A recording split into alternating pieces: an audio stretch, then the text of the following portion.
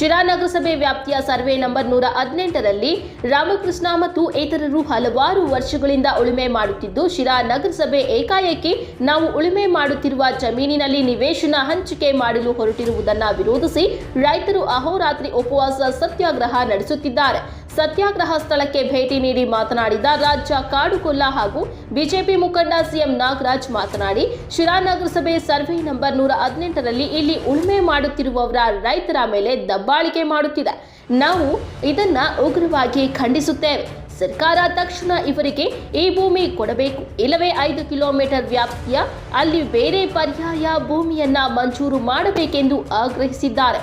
ರೈತ ಸಂಘದ ಧನಂಜಯ ಆರಾಧ್ಯ, ಕೃಷಿಕ ಸಮಾಜದ Naganna, Madanuru Narasimhamurthy, Thimmanna, Rangaswamy, Nagaraju Iranna, Arokere Maranna, Karikallahatti Nagaraju, Madakkanahalli Gollarahatti Doddirappa, BT Iranna, Manjunatha, Harisha, survey number 118ರಲ್ಲಿ ಉಳುಮೆ ಮಾಡುತ್ತಿರುವ ರೈತ ರಾಮಕೃಷ್ಣ, ನಾಗರಾಜು, ತಿಮ್ಮಕ್ಕ, ಲಕ್ಷ್ಮೀದೇವಮ್ಮ ಸೇರಿದಂತೆ ಹಲವಾರು ರೈತ ಮುಖಂಡರು ಉಪಸ್ಥಿತರಿದ್ದರು.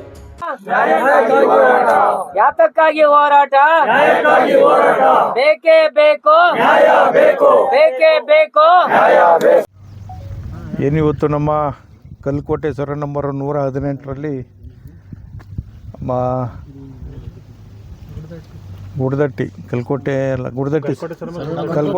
ಸರ್ವೆ ನಂಬರ್ ಗುಡದಟ್ಟಿ ಗ್ರಾಮದ ವಾಸಿಗಳು ರಾಮಕೃಷ್ಣಪ್ಪ ಮತ್ತು ಅವ್ರ ಕುಟುಂಬದವರು ಭಾಳ ವರ್ಷದಿಂದ ಇಲ್ಲಿ ಅವರು ಉಳುಮೆ ಮಾಡ್ಕೊಂಡು ಬರ್ತಾ ಇದ್ದಂಥ ಒಂದು ಸನ್ನಿವೇಶ. ಇದೇ ಊರಿನವರು ಇದೇ ಸರ್ವೆ ನಂಬರ್ನಲ್ಲಿ ಭಾಳಷ್ಟು ಜನ ಉಳುಮೆ ಮಾಡ್ತಿದ್ದರು. ಹುಷಾರಿರೋಂಥವ್ರು, ತಿಳುವಳಿಕೆ ಇರೋಂಥವ್ರು ಈಗಾಗಲೇ ಹಿಂದೆಯೇ ನಮ್ಮ ತಿಮ್ಮಣ್ಣ ಹೇಳ್ದಂಗೆ ಸಾಗುವಳಿ ಚೀಟಿ ಪಡೆದುಬಿಟ್ಟವ್ರೆ. ಪಾಪ ಇವರು ಅಮಾಯಕರು, ಇವರಿಗೆಲ್ಲ ಒಂದಷ್ಟು ಅವಿದ್ಯಾವಂತರು, ತಿಳುವಳಿಕೆ ಕಡಿಮೆ, ಸಾಗುವಳಿ ಚೀಟಿ ಇಲ್ಲ ಬಟ್ ಪೊಸಿಷನ್ ಇದ್ದಾರೆ.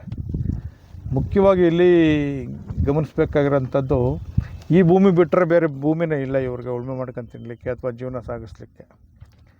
ಇವರ ಅಮಾಯಕತ್ವದಿಂದ ಇವರು ಪೊಸಿಷನಲ್ಲಿದ್ದಾರೆ, ಅದನ್ನು ದೃಢಪಡಿಸ್ಲಿಕ್ಕೆ ಆಗಲಿಲ್ಲ. ಒಂದು ಉಳುಮೆ ಚೀಟಿ ತೊಗೊಂಡು ಕೂತ್ಕೊಂಡಿದ್ರೆ ಇವತ್ತು ಈ ಸಂಕಟ ಇರಲಿಲ್ಲ. ಅನಾಹುತ ಆಗಿದೆ. ಈ ಭಾಗದಲ್ಲಿ ಏನು MLA ಅವರಿದ್ದಾರೆ, ಅವರು ರಾಜಕೀಯ ಸಂಧ್ಯಾ ಕಾಲದಲ್ಲಿರೋಂಥ ವ್ಯಕ್ತಿ, ಭಾಳ ನಿಪುಣರು ಮತ್ತು ಅನುಭವ ಉಳ್ಳಂಥ ರಾಜಕಾರಣಿಗಳು. ನನ್ನ ಅನುಭವದಲ್ಲಿ ಹೇಳ್ಬೇಕು ಅಂದರೆ ಈ ವಿಷಯನ ಈ ಲೆವೆಲ್ ಗಂಟ ಆ್ಯಕ್ಚುಲಿ ಬಿಡೋಂಥ ಮನುಷ್ಯ ಎಲ್ಲ ಬಿಟ್ಬಿಟ್ಟವ್ರೆ. ಅವರು ಯಾಕೆ ಅಮರಿದ್ದಾರೆ ಅಂತ ಗೊತ್ತಿಲ್ಲ. ಇಲ್ಲಿ ನಮ್ಮ ತಾಲೂಕಿನ ಆಡಳಿತ ವಿಫಲವಾಗಿದೆಯೋ ಅಥವಾ MLA ಅವರು ಆಡಳಿತ ಮಾಡಲಿಕ್ಕೆ ವಿಫಲರಾಗಿದ್ದಾರೋ ಗೊತ್ತಿಲ್ಲ. ಈ ಕುಟುಂಬದ ಪೂರ್ವಪರ ಪರಿಶೀಲನೆ ಮಾಡಿ ಆ ಕುಟುಂಬದ ಪರ ನಿಲ್ಲಬೇಕಾಗಿತ್ತು. ತಾಲೂಕಿನ ಆಡಳಿತ ಆಗಿರಲಿ, ಜಿಲ್ಲಾ ಆಡಳಿತ ಆಗಿರಲಿ, ಆ ಕುಟುಂಬದ ಪೂರ್ವಪರ ಅವ್ರಿಗೆ ಗೊತ್ತಿದೆಯೋ ಗೊತ್ತಿಲ್ವೋ ಗೊತ್ತಿಲ್ಲ, ಅಥವಾ ಆಡಳಿತದ ಮೇಲೆ ಇವ್ರಿಗೆ ಬೇಜವಾಬ್ದಾರಿತನ ಬಂದಿರ್ಬೋದು. ಅವರ ಬೇಜವಾಬ್ದಾರಿತನದ ಆಡಳಿತದಿಂದ ಇವತ್ತು ಈ ಕುಟುಂಬಕ್ಕೆ ಭಾಳಷ್ಟು ನೋವು, ಸಂಕಟ ತಂದಿದೆ. ಏಕಾಏಕಿ ಬಂದು ಈ ಕುಟುಂಬಕ್ಕೆ ಬೇರೆ ಏನು ದಾರಿ ಇಲ್ದಿರೋಂಥ, ಬೇರೆ ಏನು ದಿಕ್ಕೇ ಇಲ್ದಿರೋಂಥ ಒಂದು 5 ಎಕರೆ ಜಮೀನಲ್ಲಿ ಇವರು ಉಳುಮೆ ಮಾಡಿಕೊಂಡು, ದೊಡ್ಡ ಕುಟುಂಬ ಬೇರೆ, 28-30 ಜನ ಸದಸ್ಯರು ಹೊಂದಿರುವಂಥ ಕುಟುಂಬ. ಇವ್ರಿಗೆ ಬೇರೆ ವಿದ್ಯೆ ಇಲ್ಲ, ಕೈ ಕೆಲಸಗಳಿಲ್ಲ, ಕಸುಬು ವ್ಯವಸಾಯದ ಕಸುಬು ಬಿಟ್ಟರೆ ಬೇರೆ ಕಸುಬಿಲ್ಲ. 4 ಜನ ಅದರಲ್ಲೂ 4-5 ಜನ ಮನೆಯಲ್ಲಿ ಅಂಗವಿಕಲರು ಅಂತಂದರೆ ಭಾಳ ಶೋಚನೀಯವಂಥ ಸ್ಥಿತಿ ಈ ಕುಟುಂಬದ್ದು. ಈ ಕುಟುಂಬದ ನಿಜಾಂಶ ಅಥವಾ ವಾಸ್ತವಾಂಶನ ಪರಿಗಣಿಸಿ ಇವರಿಗೆ ಪರ್ಯಾಯ ವ್ಯವಸ್ಥೆ ಮಾಡಿ ಇಲ್ಲಿ ಇವ್ರಿಗೆ ಪೊಸಿಷನ್ಗೆ ಬರಬೇಕಾಗಿತ್ತು. ಇಲ್ಲಿ ಫ್ರೀ ಸೈಟ್ ಕೊಡಲಿಕ್ಕೆ ವ್ಯವಸ್ಥೆ ಮಾಡಿದ್ದಾರೆ. ಅದರ ಕಾರ್ಯಚಟುವಟಿಕೆನ ಇವ್ರಿಗೆ ಪರ್ಯಾಯ ವ್ಯವಸ್ಥೆ ಆದಮೇಲೆ ಇವ್ರಿಗೊಂದು ನಂಬಿಕೆ ಬರ್ತಿತ್ತು, ಅಥವಾ ಇವ್ರಿಗೊಂದು ಇಲ್ಲಿಂದ ಜಾಗ ಖಾಲಿ ಮಾಡಲಿಕ್ಕೆ, ಇನ್ನೊಂದು ಕಡೆ ಹೋಗಿ ಇವರ ಕೆಲಸ ಕಾರ್ಯಗಳನ್ನ ಸ್ಟಾರ್ಟ್ ಮಾಡಲಿಕ್ಕೆ ಒಂದು ವಿಶ್ವಾಸ ಬರ್ತಿತ್ತು.